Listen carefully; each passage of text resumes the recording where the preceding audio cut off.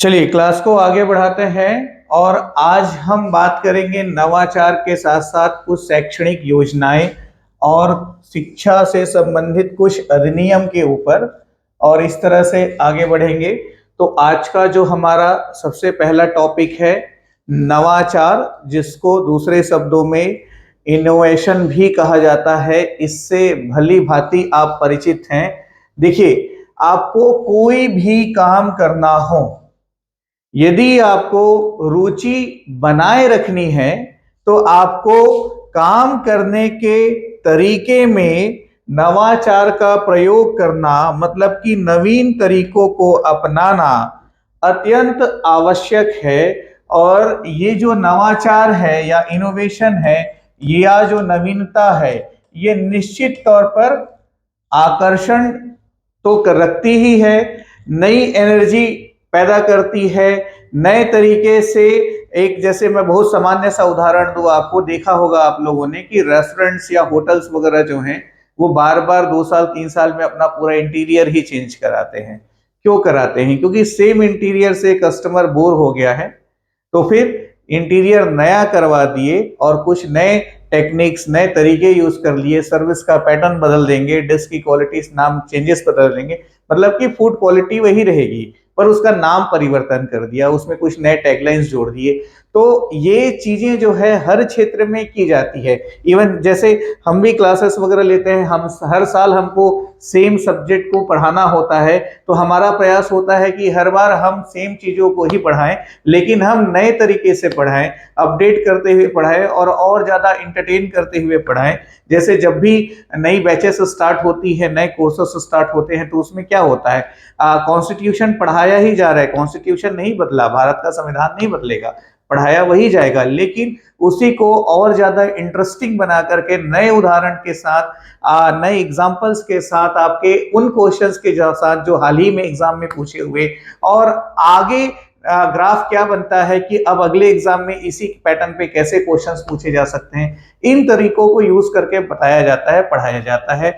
वैसे ही आपके पढ़ने के तरीके में भी इनोवेशन होना चाहिए। मतलब कि एक ही पैटर्न पे ट्रेडिशनल आप लगातार कई सालों से एग्जाम दे रहे हैं और आपका कोई भी एग्जाम क्वालिफाई नहीं हो रहा है, तो यकीन मानिए आपको अपने पढ़ने के तरीके में इनोवेशन की आवश्यकता है, आपको अपने कंटेंट्स में नवाचार की आवश्यकता है, इनोवेशन की आवश्यकता है। तो जब आप अपडेट करेंगे और नए तरीके से मूव करेंगे, क्योंकि एक ही पैटर्न में दिन भर नहीं पढ़ा जा सकता, इसलिए क्या कीजिए कि आपका जो स्टडी टाइम है, कुछ घंटों को सेल्फ स्टडी में रखिए, तो कुछ घंटों को डिस्कशन के हिसाब से स्टडी आवर में रखिए। उसके लिए लाइब्रेरी ज्वाइन करना एक बहुत अच्छा ऑप्शन है। ठीक है, उसी के अकॉर्डिंग कुछ टाइमिंग को किसी तरह से क्वेश्चन वगैरह सॉल्विंग पैटर्न में देखना चाहिए, टेस्ट सीरीज सॉल्व करना चाहिए। तो हर तरह से आप कर रहे हो क्या, पढ़ाई, लेकिन तरीके अलग अलग है, और उससे क्या है, मस्तिष्क लगातार क्रियान्वित है और ज्ञानार्जन की प्रक्रिया लगातार चल रही है। बोर नहीं हो रहे हैं, थक गए तो गाने सुन लो, थोड़ा रेस्ट कर लो, झपकी ले लो, लेकिन पढ़ाई करो। ठीक है, तो ये इस तरह से संभव है। तो इनोवेशन टॉपिक अब देखिएगा, एग्जामिनेशन पॉइंट ऑफ व्यू से बोलेंगे आप, तो मैं अपने अनुभवों के मुताबिक ये बता सकता हूं कि इस टॉपिक से कोई बहुत ज्यादा महत्वपूर्ण क्वेश्चन नहीं बनते, 2-4 प्रकार के क्वेश्चन बनते हैं, लेकिन एग्जाम में पूछे जाने की इसकी संभावना बहुत कम है। और इसके साथ साथ आप लोगों के लिए एक बहुत महत्वपूर्ण जानकारी ये है कि सहायक विकास विस्तार अधिकारी एडीओ का और छत्तीसगढ़ समग्र अध्ययन और सीजीपीएससी प्रीलिम्स वगैरह का जो न्यू ऑनलाइन कोर्सेज है, न्यू ऑनलाइन बैचेस है, वो हमने स्टार्ट कर दिया है। और गूगल प्ले स्टोर से the CGPSC coach app download करके इन कोर्सेज को आप ज्वाइन कर सकते हैं, यदि आने वाले समय में इस परीक्षा की आप तैयारी मेरे साथ करना चाहते हैं। तो इसी के ऊपर हम बात करेंगे, इनोवेशन, नवाचार, नव आचार। कोई भी उत्पाद हो या प्रक्रिया हो, प्रोसेस या सर्विस है, तो इसमें परिवर्तन लाने से ही इस शब्द का संबंध है। ठीक है, इसी को नवाचार कहा जाता है। और परिवर्तन लाने का उद्देश्य क्या, प्रगति, मतलब ज्यादा से ज्यादा लक्ष्य की प्राप्ति और उद्देश्य की पूर्ति, ये होना चाहिए, इसलिए परिवर्तन इसमें लाने का प्रयास किया जाता है। अब इसमें देखिएगा, नवाचार को वर्तमान समय में नवाचार को डिफाइन करने की बात हो तो एक हम देखें रोजर्स के अनुसार, ठीक है। तो रोजर्स के अनुसार नवाचार एक ऐसा विचार है जिसमें व्यक्ति नवीनता का अनुभव करता है। तो रोजर्स ने क्या कहा, नवाचार को रोजर्स ने कैसे परिभाषित किया है, तो नवाचार के संबंध में रोजर्स ने कहा है कि ऐसा विचार है जिसमें व्यक्ति नवीनता का अनुभव करता है। तो नवीनता का अनुभव किसके अनुसार, रोजर्स के अनुसार। दूसरा माइल्स के अनुसार इसको हम देखें तो नवाचार जानबूझकर किया जाने वाला नवीन और विशिष्ट परिवर्तन है जिसे किसी प्रणाली के उद्देश्यों को प्राप्त करने के लिए अधिक प्रभावकारी माना जाता है। तो जैसा अभी मैंने आपको बताया, नवाचार लाने का उद्देश्य लक्ष्य की पूर्ति और उद्देश्य की प्राप्ति, यही होता है। तो नवाचार के प्रकार जो है, अब देखिए ये एक इंपॉर्टेंट क्वेश्चन आप लोगों के एग्जाम के लिए बनता है नवाचार के प्रकार को लेकर के, ठीक है। तो नवाचार के प्रकार कौन कौन से हैं ये देखिएगा। तकनीकी नवाचार, सेवा नवाचार, व्यापार मॉडल में नवाचार, अभिकल्प या डिजाइन उसमें नवाचार। जैसे मैंने अभी आपको रेस्टोरेंट का जो उदाहरण दिया वो कौन सा होगा, वो अभिकल्प नवाचार वाला होगा, ठीक है। सामाजिक नवाचार, तो ये नवाचार के कुछ प्रकार हो सकते हैं तो ये ध्यान रखिएगा। तकनीकी, सेवा, व्यापार मॉडल में नवाचार, अभिकल्प, डिजाइन नवाचार या सामाजिक नवाचार, ये नवाचार के प्रकार होते हैं। नवाचार की उपयोगिता, क्लास प्रारंभ करते ही मैंने इसके बारे में चर्चा की। कार्य को रोचक और आनंददायी बनाने के लिए ताकि लगातार काम को किया जा सके, कार्य के प्रतिफल को उपलब्धि मूलक बनाने के लिए। अब यहां से एक महत्वपूर्ण प्रश्न बन सकता है कि इनमें से क्या नवाचार के उद्देश्य में शामिल नहीं है ना भाई। तो ये जो चीजें हैं ये नवाचार के उद्देश्य में शामिल है। संसाधनों के बेहतर उपयोग के लिए, संस्था प्रबंधन को अधिक आनंददायी बनाने के लिए नवाचार की उपयोगिता है। इस प्रकार से नवाचार की उपयोगिता देख लीजिए। फिर नवाचार की विशेषताओं की बात करें तो एक नवीन विचारधारा है जो लोगों को अपनी ओर आकर्षित करता है, विभिन्न वर्तमान परिस्थितियों की तुलना में गुणात्मक होता है, उन्नत होता है, श्रेष्ठ होता है और प्रयासपूर्ण किया जाने वाला कार्य है। नवाचार व्यक्ति जानबूझकर इसे अपनाता है और इसकी उपयोगिता स्वयं सिद्ध करता है, यह भी नवाचार की विशेषता है। नवाचार में हमेशा विशिष्टता के तत्व विद्यमान रहते हैं।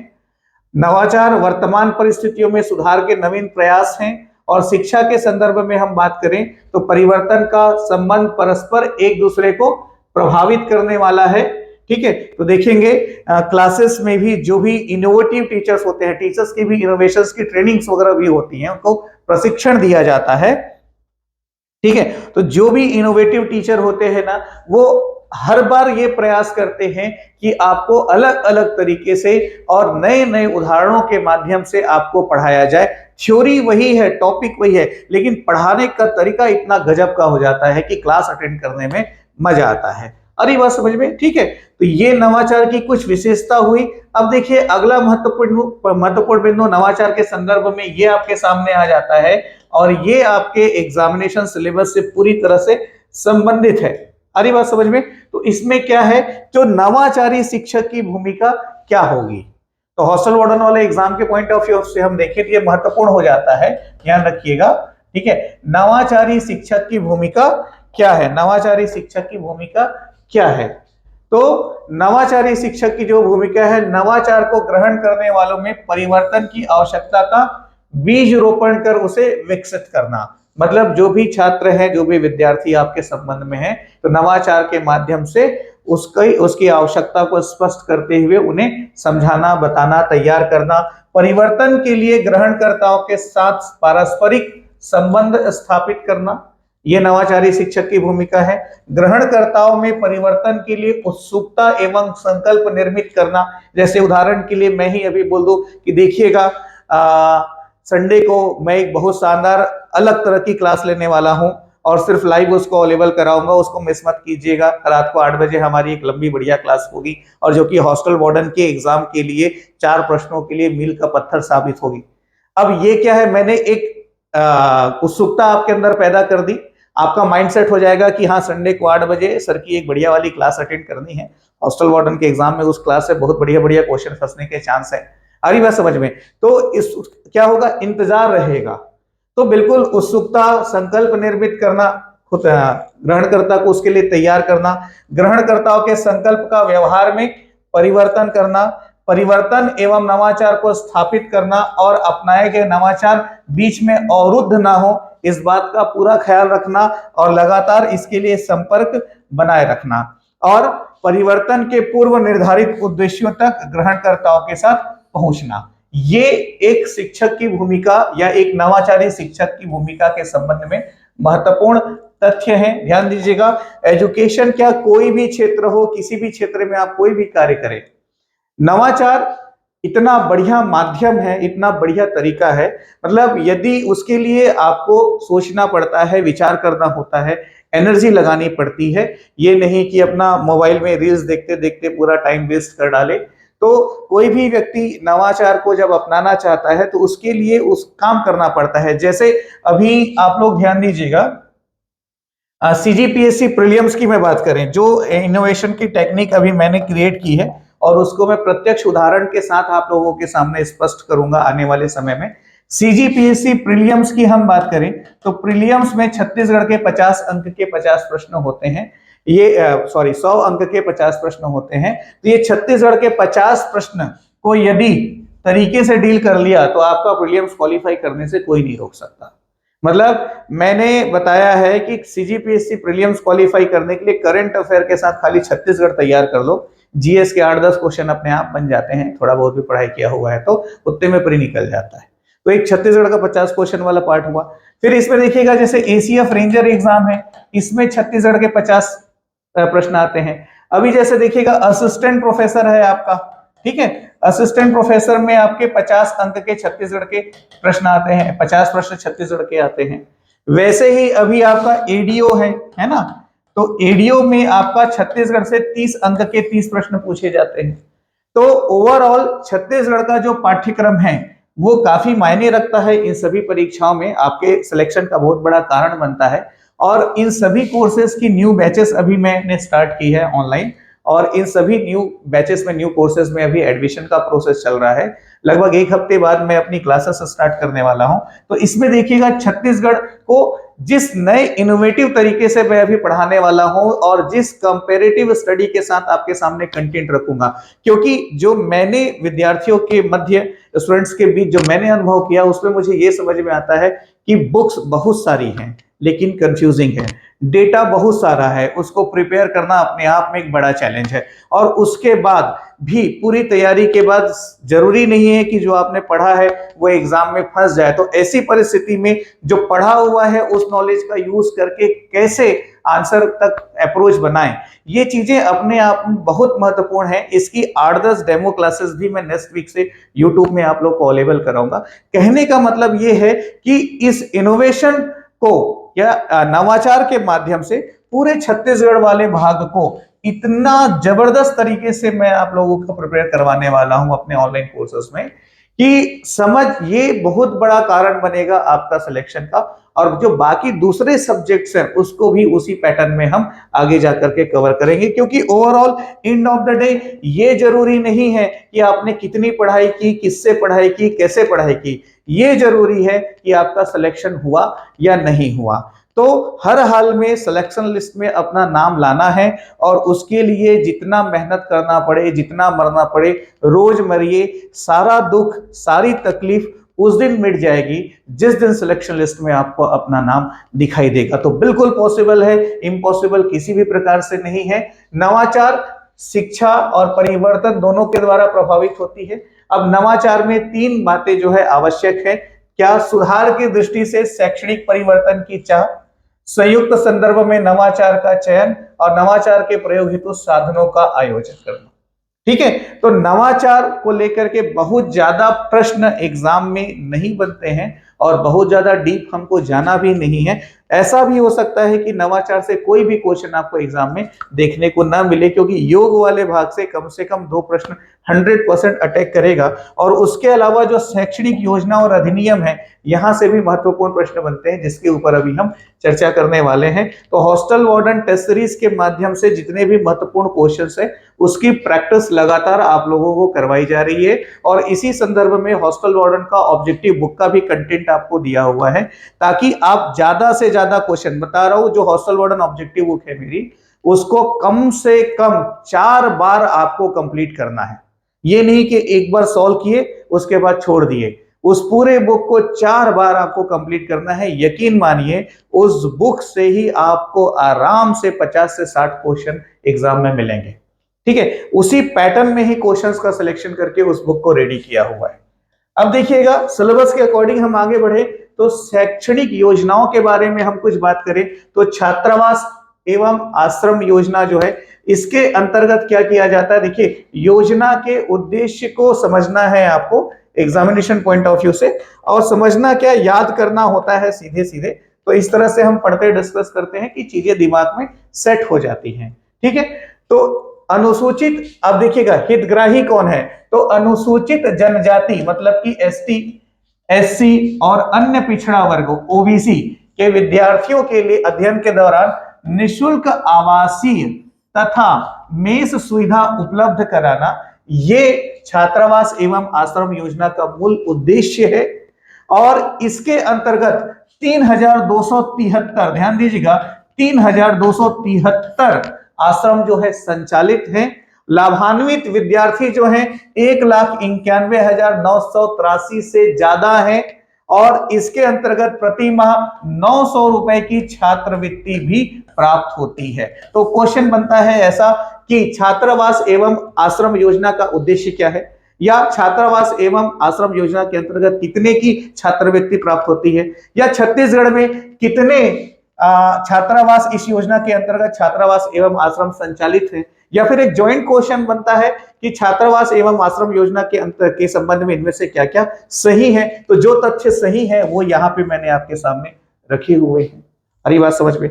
वैसे ही देखें छात्र भोजन सहाय योजना, छात्र भोजन सहाय योजना ये 2005-6 से प्रारंभ है, और इसके अंतर्गत विद्यार्थी को प्रति माह 500 रुपए की राशि जो है उपलब्ध कराई जाती है। कितनी? 500 रुपए की राशि, छात्र भोजन सहाय योजना। फिर देखिएगा छात्रावासी विद्यार्थियों के लिए विशेष शिक्षण केंद्र योजना। ठीक है, तो ये केंद्र प्रवर्तित योजना है, ये ध्यान रखिएगा। और इसका उद्देश्य, इसमें क्या होता है, जो स्टूडेंट्स छात्रावास वगैरह में निवास करते हैं, रहते हैं, या आश्रम में निवास करते हैं, रहते हैं, तो ऐसे जो छात्रावास जो हैं, जो दूरस्थ स्थान पर हैं, मतलब कि सामान्य क्षेत्र से बहुत ज्यादा दूर है, जैसे बिलासपुर में ही मैं बात करूं तो प्रयास के अंतर्गत एक छात्रावास है, वो बिलासपुर जिले के काठाकोनी में है। कहाँ है? काठाकोनी में है। अब काठाकोनी बिलासपुर शहर से आप देखें तो लगभग 10 किलोमीटर से ज्यादा दूरी पर।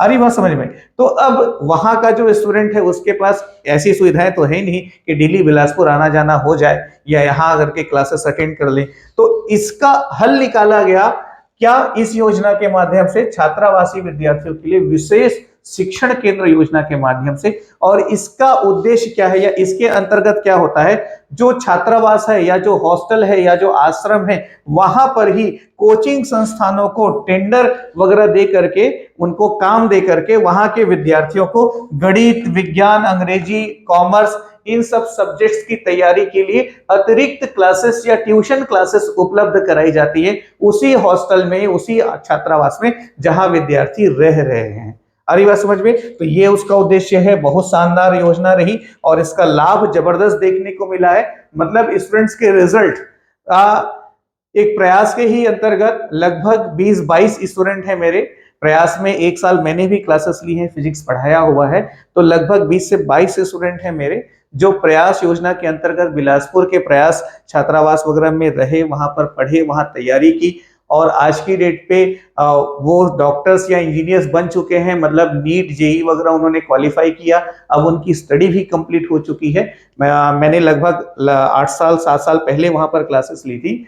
तो जो प्रयास योजना मेरे व्यक्तिगत अनुभव से मुझे बहुत अच्छी लगी, वो इसलिए अच्छी लगी क्योंकि जो अच्छे प्रतिभावान बच्चे हैं दूरस्थ क्षेत्र के, जो इन क्लासेस और सुविधाओं के बारे में कल्पना भी नहीं कर सकते थे, उनको उन जगह से चयनित करके सेलेक्ट करके यहाँ ला करके रखा गया और अच्छे शिक्षकों के माध्यम से, अच्छे कोचिंग संस्थानों के माध्यम से, अच्छे स्टडी मटेरियल के साथ उनकी क्लासेस रेगुलर करवाई गई, उनकी तैयारी करवाई गई और उसका परिणाम देखने को मिला।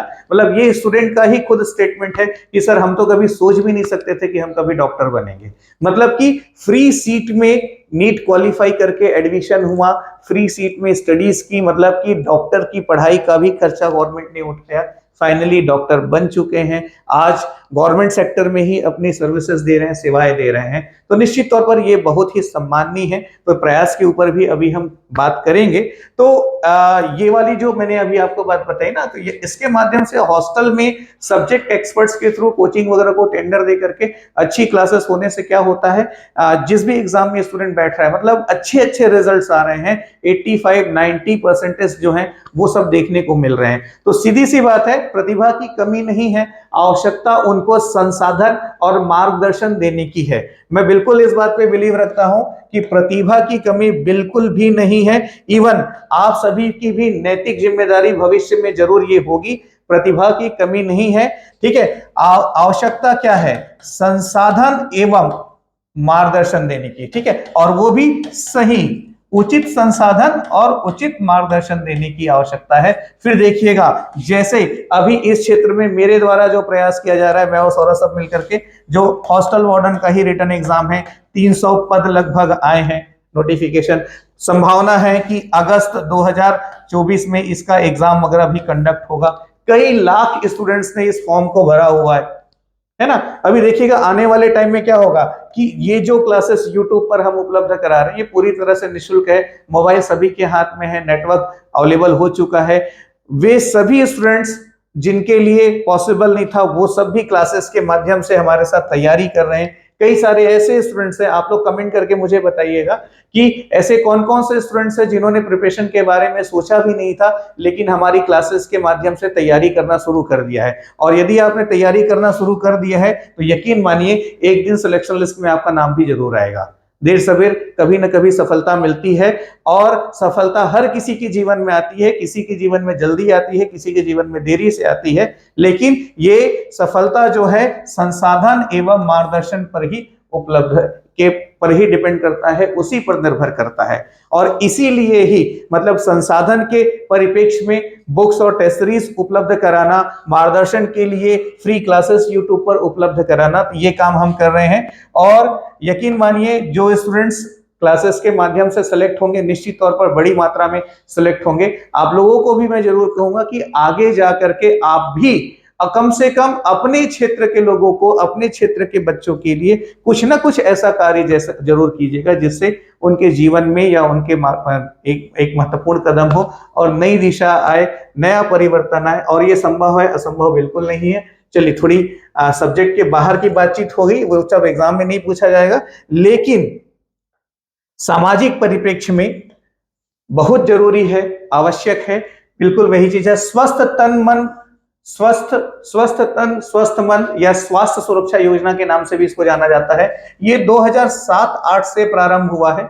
इसके माध्यम से क्या होता है, जो भी विद्यार्थी हैं, ठीक है, जो भी विद्यार्थी छात्रावास में या आश्रम में निवास करते हैं, छात्रावास या आश्रम में रहते हैं, तो स्वस्थ तन स्वस्थ मन योजना के माध्यम से प्रत्येक माह में 2 बार उन विद्यार्थियों का स्वास्थ्य परीक्षण किया जाता है, ताकि किसी प्रकार की किसी बीमारी से वो ग्रसित नहीं है। और यदि ऐसा कुछ देखने को मिलता है तो उनके इलाज की भी व्यवस्था कराई जाती है। तो ये ध्यान रखिएगा कि स्वस्थ मन स्वस्थ तन के अंतर्गत क्या है, पहले ये ध्यान समझना है कि क्या छात्रावास एवं आश्रम में निवासरत बच्चे जो नियमित स्टूडेंट्स हैं वहां के, तो उनके माह में 2 बार स्वास्थ्य परीक्षण, ये इस योजना के अंतर्गत किया जाता है। विद्यार्थी कल्याण योजना की हम बात करें तो इसके अंतर्गत 50 रुपए से 500 रुपए तक की राशि किसको, गरीब अनुसूचित जनजाति एवं अनुसूचित जाति, मतलब कि एसटी एवं एससी वर्ग के जो विद्यार्थी हैं उनको 50 रुपए से लेके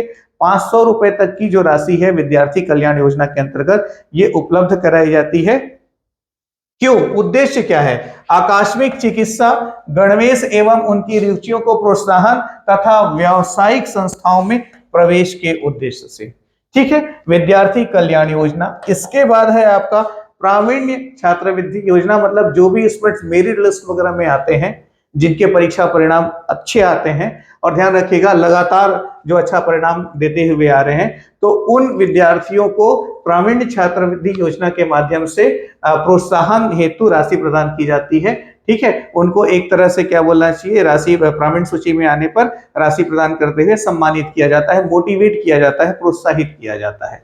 तो ध्यान रखिएगा, इसमें कैटेगरी क्या आपका, अनुसूचित जाति जनजाति के प्रतिभावान छात्र छात्राओं को। ठीक है, प्रावीण्य छात्रवृत्ति योजना अनुसूचित जाति जनजाति के प्रतिभावान छात्र छात्रा जो है इसके हितग्राही हैं।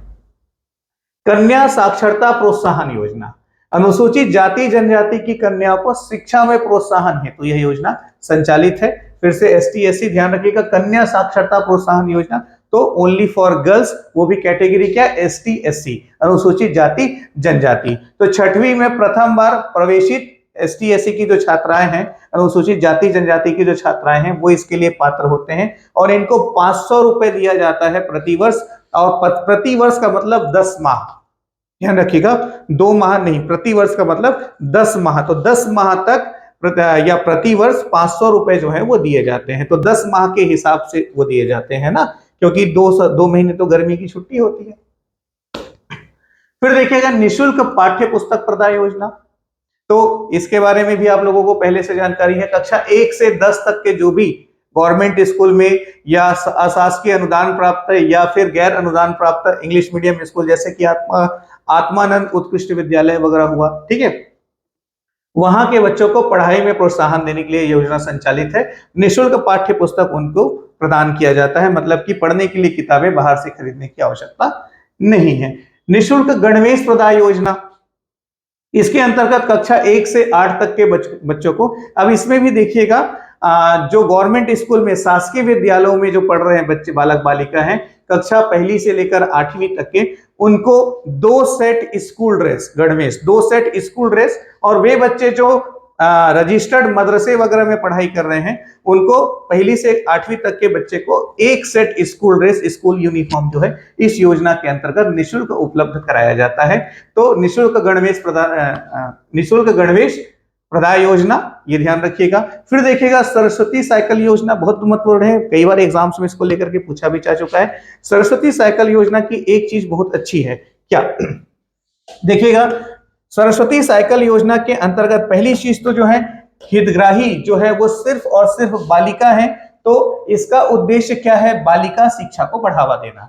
सरस्वती साइकिल योजना का उद्देश्य क्या है, कोई आपसे पूछे तो सामान्य उत्तर है बालिका शिक्षा को बढ़ावा देना इस योजना का उद्देश्य है।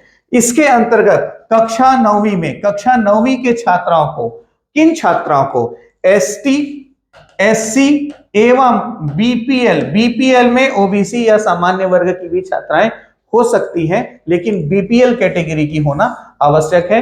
तो एसटी या एससी बालिका और बीपीएल कैटेगरी की जो बालिका है, उनको कक्षा 9वीं में प्रवेश लेने पर सरस्वती साइकिल योजना के अंतर्गत निःशुल्क साइकिल जो है प्रदान किया जाता है। इसका उद्देश्य यह है ताकि जो दूर में रहते हैं वो साइकिल से स्कूल आना जाना कर सके। छात्र दुर्घटना बीमा योजना, यदि किसी विद्यार्थी की दुर्घटना में मृत्यु हो जाती है या शारीरिक अपंगता आ जाती है, तो कवर करने के लिए, उस पॉइंट ऑफ व्यू से आर्थिक रूप से सहायता प्रदान करने के लिए, देखिएगा स्थायी अपंगता आ जाए या मृत्यु हो जाए तो उस स्थिति में 1 लाख रुपए की क्षतिपूर्ति, ठीक है, आंशिक अपंगता आने पर 50,000 रुपए की क्षतिपूर्ति या वार्षिक उपचार हेतु 25,000 रुपए की अधिकतम राशि जो है वो उपलब्ध कराई जाती है छात्र दुर्घटना बीमा योजना के माध्यम से। ठीक है, इसमें पात्र हितग्राही कौन है, तो प्राथमिक, उच्चतर, माध्यमिक स्तर के सभी छात्र छात्राएं एवं महाविद्यालयीन विद्यार्थी भी, तो जितने भी स्टूडेंट्स हैं जो स्कूल कॉलेज में पढ़ते हैं वो सभी इसके पात्र हितग्राही हैं। फिर देखिएगा कन्या साक्षरता प्रोत्साहन योजना, तो कन्या साक्षरता प्रोत्साहन योजना के अंतर्गत 500 रुपए प्रति वर्ष, मतलब 10 माह हेतु दिया जाता है, इसके ऊपर बात हो चुकी है। फिर देखिए अस्वच्छ धंधा छात्रवृत्ति योजना, इसका मतलब ये है कि वे स्टूडेंट्स वगैरह जो अस्वच्छ, जैसे कि वो कचरा वगैरह बिनना, इस टाइप का धंधा करते हैं, इस टाइप के काम में लगे हुए हैं, तो उनको सहायता देने के लिए, तो पात्र हितग्राही कौन है? अस्वच्छ धंधा व्यवसाय में कार्यरत माता पिता के 1ली से 10वीं तक के विद्यार्थी, ध्यान दीजिएगा। तो इस तरह के अस्वच्छ कार्य करने वाले या अस्वच्छ धंधा में कार्यरत या इस व्यवसाय में कार्यरत माता पिता के 1ली से 10वीं तक के जो विद्यार्थी हैं, ठीक है, तो उनको अस्वच्छ धंधा काम करने का ऑनलाइन प्रमाण पत्र उनके पास होना चाहिए। तो उस प्रमाण पत्र के आधार पर ऐसे माता पिता के 1ली से 10वीं तक के जो बच्चे हैं वो हितग्राही हैं, और ऐसे स्टूडेंट्स को छात्रवृत्ति के रूप में 8,000 रुपए या गैर छात्रावासी को 3,000 रुपए, 3,500 रुपए प्रति वर्ष 10 माह हेतु आर्थिक सहायता उपलब्ध कराई जाती है। क्यों उपलब्ध कराई जाती है? तो इस ध्यान दीजिएगा, इसका उद्देश्य क्या है? अस्वच्छ धंधों में लगे हुए परिवार के बच्चों की शिक्षा के लिए प्रोत्साहन। ठीक, तो ये ध्यान रखिएगा, यहां पर अस्वच्छ कार्य करने वाले बच्चे नहीं, अस्वच्छ कार्य करने वाले या अस्वच्छ धंधा करने वाले माता पिता के बच्चे, उनको मिलेगा, वो हितग्राही है। तो यहां पर कैटेगरी या ऑनलाइन प्रमाण पत्र किसका होना चाहिए? माता पिता का होना चाहिए। ठीक है, तो यदि वह विद्यार्थी छात्रावास में रहता है तो छात्रावासी को 8,000 रुपए वार्षिक, और विद्यार्थी यदि छात्रावास में नहीं रहता है तो उसको 3,500 रुपए प्रतिवर्ष वार्षिक के हिसाब से मिलेगा इस योजना के अंतर्गत। फिर देखिएगा, मुख्यमंत्री ज्ञान प्रोत्साहन योजना, ये आपके सामने है। 15,000 रुपए की राशि एक मुश्त प्रदान की जाती है एसटी एससी के मेधावी विद्यार्थियों को। ठीक है, किसको? एसटी एससी के मेधावी विद्यार्थियों को पढ़ाई में निरंतरता हेतु, पढ़ाई कंटिन्यू रहे उनकी, इस उद्देश्य से 15,000 रुपए की एक मुश्त राशि जो है वो प्रदान की जाती है मुख्यमंत्री ज्ञान प्रोत्साहन योजना के माध्यम से। फिर देखिएगा, बीपीएल बुक बैंक योजना 2005 में प्रारंभ हुआ है, राज्य शासन द्वारा संचालित है। बीपीएल छात्र छात्राएं इसके हितग्राही हैं। ठीक है, और इनको प्रतिवर्ष पूरे शैक्षणिक सत्र के लिए पाठ्य पुस्तकें महाविद्यालय द्वारा उपलब्ध कराई जाती हैं। तो बीपीएल बुक बैंक योजना ये एक है। फिर बीपीएल छात्रवृत्ति 2005-06 से प्रारंभ हुआ है। तो स्नातक स्तर पर 300 रुपए प्रति माह की दर से 10 माह तक, और स्नातकोत्तर स्तर पर 500 रुपए प्रति माह की दर से 10 माह तक। ठीक है, पात्र हितग्राही कौन है? तो गरीबी रेखा, मतलब कि जिनके पास बीपीएल कार्ड है वो विद्यार्थी, मतलब बीपीएल परिवार के जो विद्यार्थी हैं वो। मुफ्त स्टेशनरी पुस्तक प्रदाय योजना, तो इसके अंतर्गत देखिएगा पात्र हितग्राही कौन है? तो अनुसूचित जाति एवं अनुसूचित जनजाति के विद्यार्थी।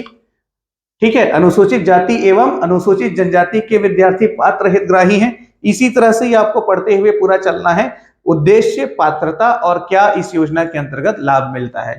ठीक है, तो स्नातक स्तर पर 50 रुपए प्रति विद्यार्थी स्टेशनरी, और प्रति 2 विद्यार्थी रुपए 600 रुपए की पुस्तकें। ठीक है, स्नातकोत्तर स्तर पर 50 रुपए स्टेशनरी के लिए और 800 रुपए की पुस्तकें ये प्रदान की जाती है। मुख्यमंत्री बाल भविष्य योजना, ध्यान दीजिएगा, इसके जो है 4 घटक हैं। 2010 से ये प्रारंभ हुआ है, और पहले से चल रही जो आस्था योजना है इसको भी उसमें शामिल कर लिया गया। तो एक चीज ध्यान रखिएगा, मुख्यमंत्री बाल भविष्य योजना के संबंध में आपसे पूछा जाए तो इसके 4 घटक हैं। पहला आप माइंड सेट कीजिएगा, इसके 4 घटक हैं। अब ये 4 घटक कौन कौन से हैं ये मालूम होना आवश्यक है। फिर इसका जो सबसे महत्वपूर्ण घटक है, अब देखिएगा इसके 4 घटक हैं, कौन कौन से?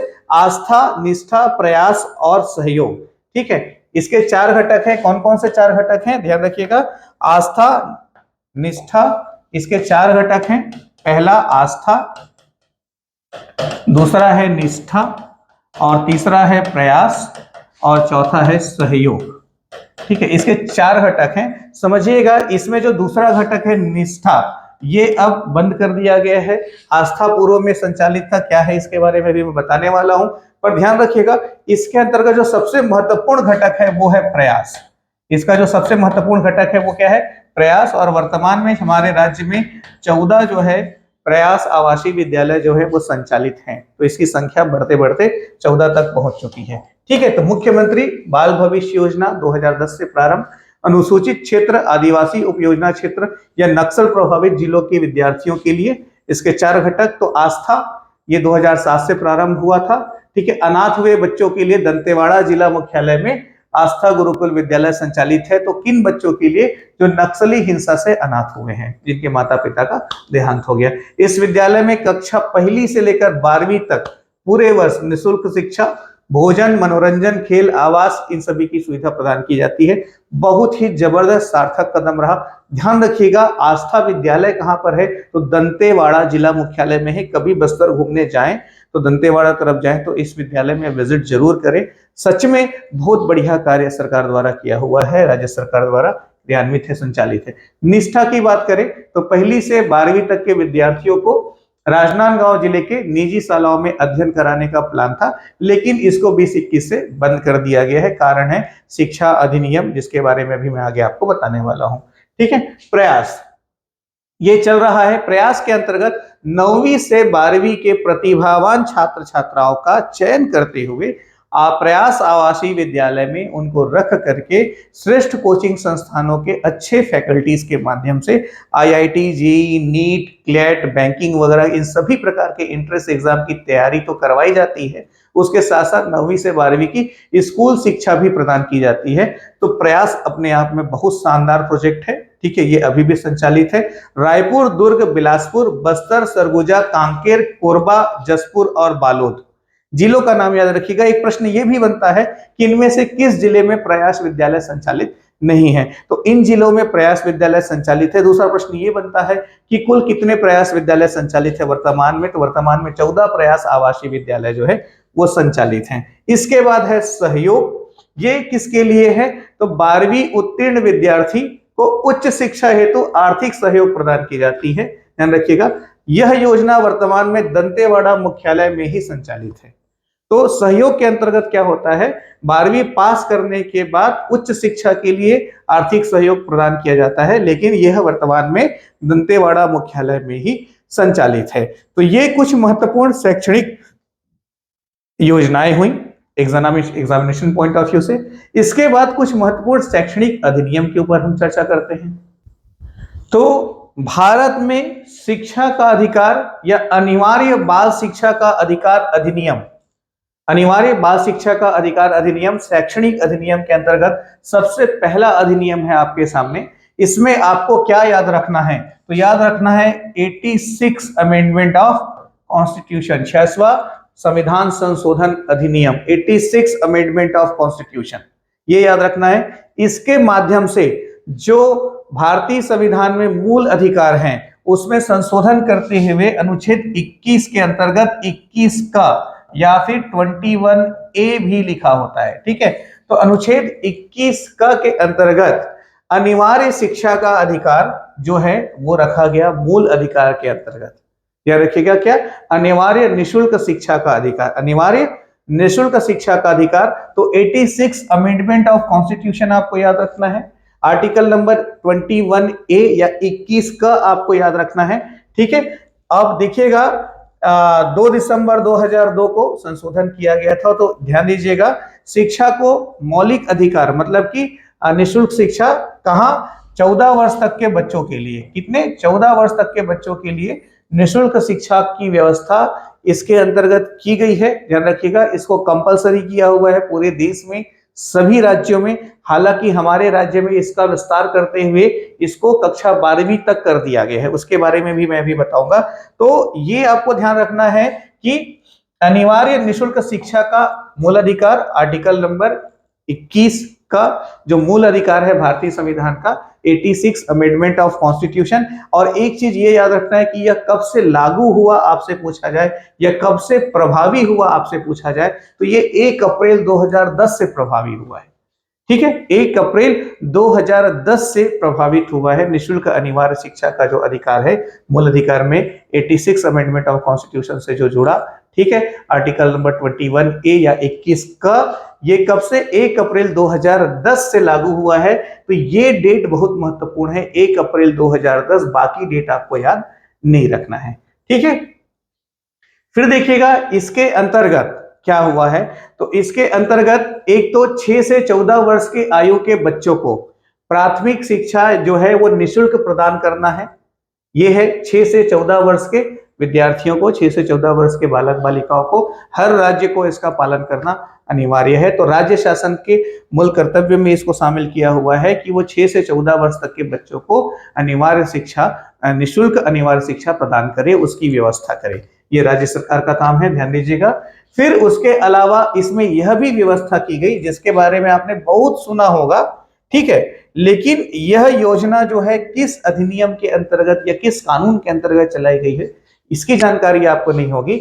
जितने भी गैर सहायता प्राप्त, या सीधे सीधे सरल शब्दों में मैं कहूं, जितने भी प्राइवेट स्कूल हैं, ठीक है, उन स्कूलों में कम से कम 25% विद्यार्थियों को निःशुल्क शिक्षा प्रदान करना, उनके लिए सीटें आरक्षित करना, ठीक है। ध्यान रखिएगा, आर्थिक रूप से कमजोर और वंचित पृष्ठभूमि के बच्चों को, उनको ऐसे 25% सीटों पर ऐसे बच्चों को एडमिशन देना जो है वो अनिवार्य किया गया। तो ये भी अंडर प्रोसेस रहता है, ध्यान रखिएगा, धारा 12(1)(c) के अंतर्गत ये कहा वो है, ठीक। तो ये दो महत्वपूर्ण तथ्य हो गए, बाकी जो है उसको एक बार रीड करके आप आगे बढ़ जाइएगा। तो RTE ध्यान रखिएगा, महत्वपूर्ण है। फिर इसमें हम देखें इसके अंतर्गत किस चीज का निषेध किया हुआ है, प्रतिबंध किस पर लगाया हुआ है RTE के माध्यम से। RTI नहीं बोल रहा हूं ना, ध्यान रखिएगा, राइट टू एजुकेशन है ये, ठीक। शारीरिक दंड और मानसिक उत्पीड़न विद्यार्थियों को नहीं देना है, छात्र छात्राओं को नहीं देना है, उसका निषेध करता है यह अधिनियम। बच्चों के प्रवेश के लिए स्क्रीनिंग प्रक्रिया, मतलब रिटन टेस्ट वगैरह जो है, इंटरव्यू वगैरह जो लिए जाते हैं, उस पर भी प्रतिबंध लगाता है यह अधिनियम। प्रति व्यक्ति शुल्क पर भी अधिनियम प्रतिबंध लगाता है। शिक्षकों द्वारा निजी ट्यूशन देना, उस स्कूल के जो शिक्षक हैं वो उसी स्कूल के बच्चों को प्राइवेट ट्यूशन वगैरह जो है वो नहीं दे सकते, उस पर भी प्रतिबंध लगाया हुआ है। बिना मान्यता प्राप्त विद्यालय, उस पर भी इस अधिनियम के माध्यम से प्रतिबंध लगाया गया है। तो RTE मील का पत्थर साबित हुआ, 6 से 14 वर्ष के बच्चों को निःशुल्क शिक्षा इसके माध्यम से उपलब्ध कराई जा रही है, ठीक है। तो ये महत्वपूर्ण हुआ। इसके बाद हम देखें रैगिंग की बात करें तो रैगिंग प्रतिषेध अधिनियम, ठीक है, रैगिंग प्रतिषेध अधिनियम, तो इसमें एक महत्वपूर्ण शब्द हो जाता है, ध्यान रखिएगा। ये शब्द आपको समझना है, प्रताड़ना या रैगिंग क्या है। प्रताड़ना या रैगिंग क्या है? तो किसी भी शैक्षणिक संस्थान में किसी छात्र अथवा छात्रा द्वारा किसी दूसरे छात्र अथवा छात्रा को शारीरिक अथवा मानसिक रूप से प्रताड़ित किया जाना ही रैगिंग कहलाता है।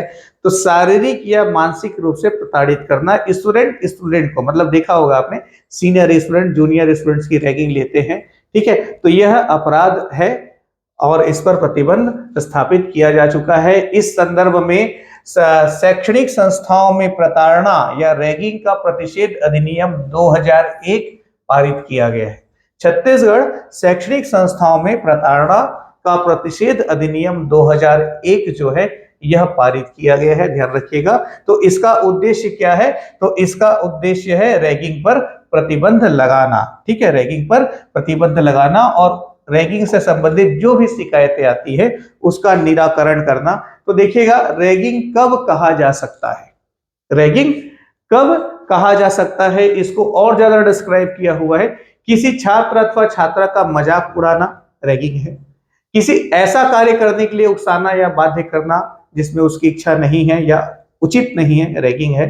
या मजबूर करना जिससे उसके मानवीय मूल्यों का हनन होता हो, रैगिंग है। ऐसा कार्य करवाना जिससे उसके व्यक्तित्व का अपमान या उपहास होता हो, रैगिंग है।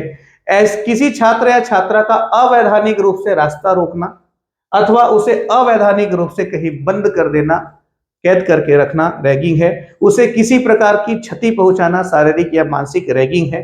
उस पर किसी प्रकार का आपराधिक बल का प्रयोग करना, रैगिंग है। उसे डरा धमका कर उसे किसी विधि पूर्ण कार्य करने से रोकना, रैगिंग है, ठीक है। तो इसके अंतर्गत 5 वर्ष से अधिक कारावास का दंड और 5,000 रुपए से अधिक का जुर्माना का प्रावधान या दोनों के अंतर्गत रैगिंग के आरोप में आरोप सिद्धि के आधार पर दंडित किया जा सकता है न्यायालय द्वारा, ये ध्यान रखिएगा। उसके अलावा जो भी विद्यार्थी रैगिंग के अपराध में संलिप्त पाए जाते हैं, ठीक है, जो भी विद्यार्थी रैगिंग के अपराध में संलिप्त पाए जाते हैं, ध्यान रखिएगा, तो फिर उनके विचार ध्यान रखिएगा, जब तक उन पर आरोप है इस दौरान शिक्षण संस्था से उसको निलंबित किया जा सकता है, या शैक्षणिक संस्था के परिसर और छात्रावास में हॉस्टल में उसके प्रवेश पर प्रतिबंध लगाया जा सकता है, या विचारण पश्चात दोष सिद्धि रहे तो शैक्षणिक संस्थान से उसे निष्कासित किया जाएगा।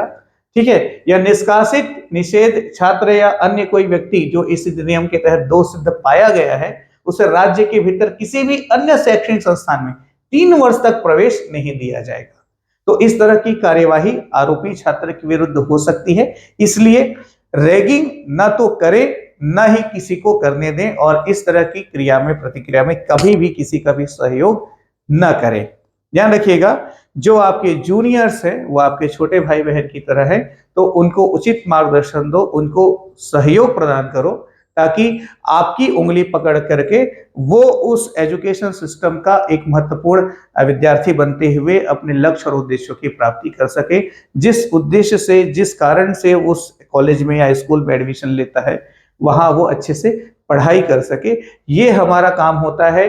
और not only to the childrens, even parents की भी नैतिक जवाबदारी हो जाती है कि हम अपने बच्चों को ऐसे संस्कार दे कि उनका जो व्यवहार है वो सहयोगात्मक रवैया हो, ठीक है, न कि किसी भी प्रकार के आपराधिक क्रिया को या कार्य को करने की उनकी आदत रहे। ठीक है, ये ध्यान रखिएगा। तो ये आज की क्लास में हमने नवाचार के ऊपर, शैक्षणिक योजनाओं के ऊपर और शैक्षणिक अधिनियम के ऊपर बातचीत की। जो आप लोगों के सिलेबस में मेंशन है उतना ही मैंने बताया है, और यकीन मानिए क्लासेस में जितना मैं बता रहा हूं उससे ज्यादा कुछ भी आपको पढ़ने की जरूरत नहीं है। देख लीजिएगा, 100% आप लोगों का सिलेक्शन होगा, अच्छे रिजल्ट्स आएंगे और एग्जाम में क्वेश्चंस फंसेंगे। पूरे तरह से समर्पण भाव से भरोसा रखते हुए आप तैयारी कीजिए। कोर्स कंप्लीट नहीं हुआ है मैं मानता हूं, पर एग्जामिनेशन के काफी पहले कोर्स कंप्लीट हो जाएगा, ये भी मेरा कमिटमेंट है। उसके लिए आप पूरी तरह से निश्चिंत रहिए। लगभग 70% कोर्स हमारा कंप्लीट हो चुका है, बाकी जो 30% है वो जल्द ही कंप्लीट हो जाएगा अभी लगातार क्लासेस के माध्यम से। अगला जो टॉपिक होगा ये हमारा होगा छात्रावास या आश्रम प्रबंधन, और छात्रावास आश्रम प्रबंधन के साथ ही 4 अंकों का ये वाला जो सिलेबस है ये हमारा समाप्त हो जाएगा। और फिर छत्तीसगढ़ के इतिहास से 5 अंक के 5 प्रश्न आने हैं, उसके ऊपर हम मूव करेंगे। 2-3 क्लासेस उसकी होंगी, और फिर जीएस का जो कुछ और बचा हुआ पार्ट है उसके ऊपर हमारी बातचीत होगी। तो कल फिर मैं क्लास आप लोगों के लिए अपलोड करूंगा रिकॉर्ड करके। So wish you all the best. बाकी क्लास कैसी लगी ये जरूर आप मुझे बताएं, और किसी भी प्रकार का कोई डाउट हो तो कमेंट करें, और बुक्स वगैरह के बारे में कुछ भी प्रॉब्लम हो तो जो भी संस्थान का कांटेक्ट नंबर वगैरह है उस पर मैसेज वगैरह करके, कॉल करके आप जानकारी ले सकते हैं। और एक चीज ध्यान रखिएगा, हॉस्टल वार्डन टेस्ट सीरीज जो है इसको आप जरूर फॉलो करें। The CGPSC coach mobile application में सिर्फ 99 रुपीज की फीस में एग्जामिनेशन तक की वैलिडिटी के साथ ये हमने उपलब्ध करवाया है। 48 से अधिक महत्वपूर्ण प्रश्नों के साथ टेस्ट का संकलन टॉपिक वाइज और कंप्लीट सिलेबस वाइज किया हुआ है। तो हर हाल में आपके लिए बेनिफिट है, और आपके सिलेक्शन के लिए ही इसका निर्धारण किया गया है, इसको बनाया गया है, इसको उपलब्ध कराया गया है। तो इसका लाभ आप लोगों को जरूर लेना है। अगली क्लास में आप लोगों से फिर मुलाकात होगी।